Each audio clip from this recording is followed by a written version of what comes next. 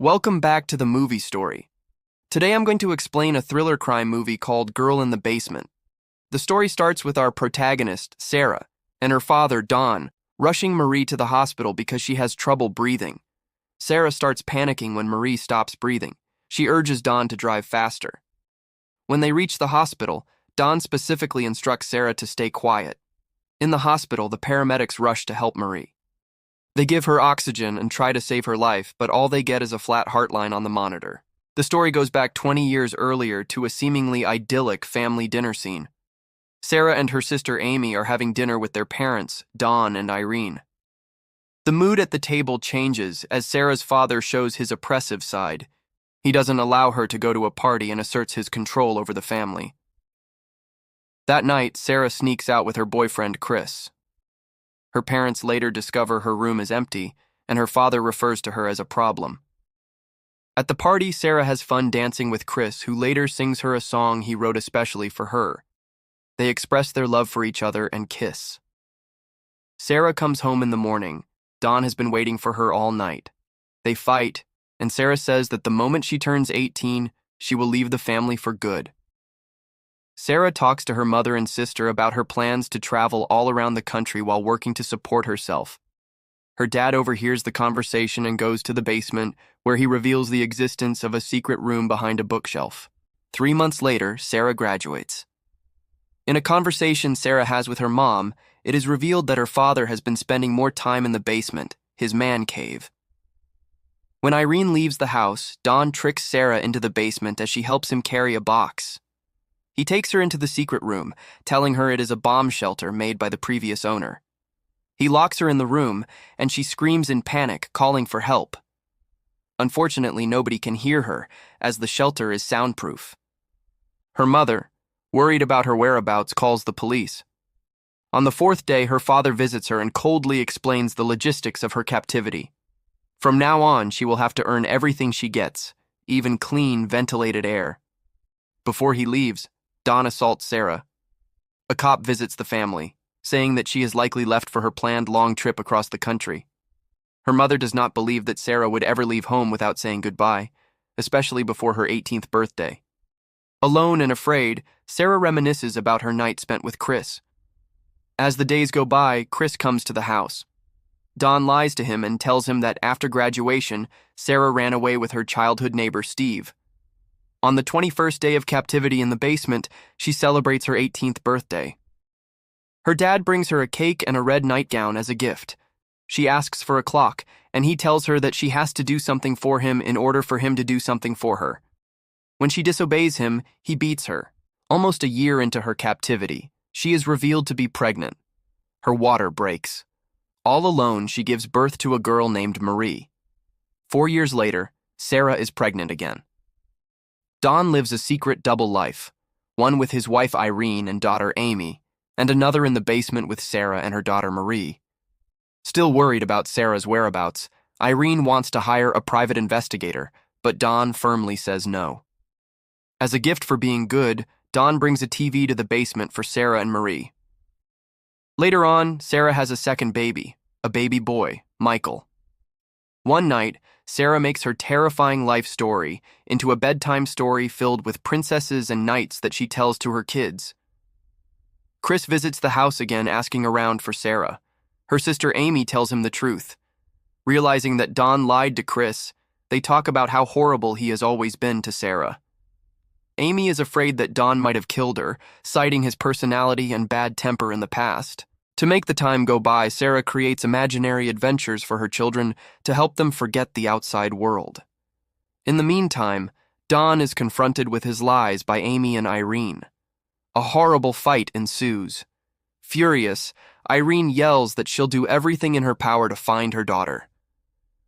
During their fight, Don drops his keys on the armchair. Amy takes the keys and goes around to the basement to look for clues. Don finds her, gets his keys back, and fights with Amy. She is mad, afraid, and blames him for causing Sarah's disappearance. As time passes, Sarah has another baby boy, whom she names Thomas. Being nice and calm, Sarah convinces Don to take the third baby upstairs. She persuades him by explaining that there is no room for another baby in the basement and that she doesn't have the time to take care of it. The baby is left on the house's porch to be found by Irene. In a heartfelt note in the baby basket, seemingly written by Sarah, she writes that this is her baby and that she wants it to be raised by Irene. In the letter, she explains that she and her boyfriend don't have the means to take care of the baby. In the basket, there is also another note from Sarah pleading for help. Unfortunately, Dawn is the one who discovers it and assaults her again. The years go by in captivity. The children develop an extraordinary imagination, expanding their mom's bedtime story. By now, Sarah has been in the basement for 14 years. Marie has grown into a beautiful young girl who one night tries out makeup. When Dawn shows interest in her beauty, Sarah begs him to leave her daughter alone. She does not want her to be assaulted. In return, Dawn shuts down the power, which controls the clean air. While gasping for air, Marie expresses her concerns about never meeting anyone and having no friends. Throughout the conversation, we realize that Marie has no idea that Dawn is both her grandfather and father. Now grown, Thomas finds his grandmother crying in his mother's bedroom. Irene misses her daughter and talks to Thomas about how magnificent Sarah is.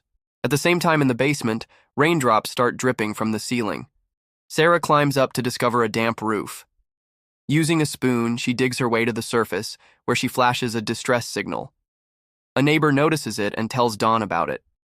Rather than checking it out, Dawn beats Sarah, who is pregnant again. The beating causes her to lose her baby. As she sobs from the pain, Sarah has a stillbirth, and Dawn buries the baby in the yard. Dawn goes to the basement and complains. He also praises Thomas, who is now a strong athlete. When Marie and Michael ask when they are going to be let into the outside world, Dawn blames Sarah and her bad behavior. She is the reason they are down there, trapped.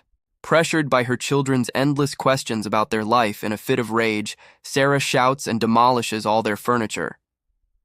Exhausted, she falls to the ground, remembering her happiest moments with Chris. Her children put a blanket on her and clean up their home. They apologize to her. Emotional, Sarah tells them that they're old enough to hear the true story behind their life in captivity. So far, they knew that Dawn lives upstairs with their Aunt Irene to help take care of Thomas. Sick of all the lies, she tells them everything, starting from the fact that her life is the inspiration for their favorite bedtime story. Gently, she explains that Dawn is her dad as well as their dad. The moment Marie finds out the painful truth, she has a severe asthma attack. The children now feel that there is something wrong with them. Sarah reassures them, telling them that she loves them and that Dawn is the only one to be blamed. A year later, another incident occurs between Dawn and Michael after Dawn insults Sarah and her appearance. The food for the basement is being rationed as Dawn is having trouble at work. Soon he loses his job. Facing foreclosure, Dawn tries to suffocate the family in the basement. He connects the car exhaust fumes with the air vent. He gets interrupted by Thomas in the garage, who unknowingly saves their lives. While Dawn and his family have a fun barbecue in the yard, Marie is sick, struggling to breathe. Dawn refuses to take Marie to the hospital. Sarah begs for his help. She promises not to say a word about anything. Dawn agrees. Michael is left behind. 20 years of captivity have passed, and we are now at the beginning of the film, when Marie is being rushed to the hospital. Sarah is extremely worried about Marie's life, and feels truly relieved when the doctors save her life. When the nurse asks for more medical history, she is told that Marie is homeschooled and has only been treated with natural remedies. Sarah slowly scans the hospital, seeking a way out, but she looks tired and lost. In an attempt to escape, Sarah spills water on the medical forms and separates from Dawn. Seconds before Dawn gets to her, Sarah reaches the nurse, confessing she needs help. A police officer goes to talk to Dawn. The police arrest him. Sarah announces this to Marie. They are safe and free. The house is filled with police, who free Michael as well.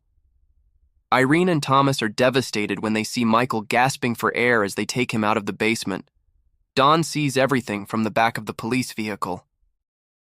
Later on, during a beautiful summer's day, Marie, Thomas, and Michael play in the countryside, while Sarah, Irene, and Amy watch over them from the house's porch. Marie notices someone coming from the driveway. It's Chris.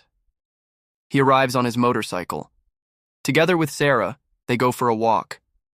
He feels sorry for not trying harder to find her and for believing her father's lies. He gives her a gift, a pink motorcycle helmet he bought for her at the age of 18 when they were planning to embark on a journey. Finally happy together, they go on their long-awaited motorcycle ride. Make sure to subscribe and turn on notifications so you can watch more videos like this. Thanks for watching.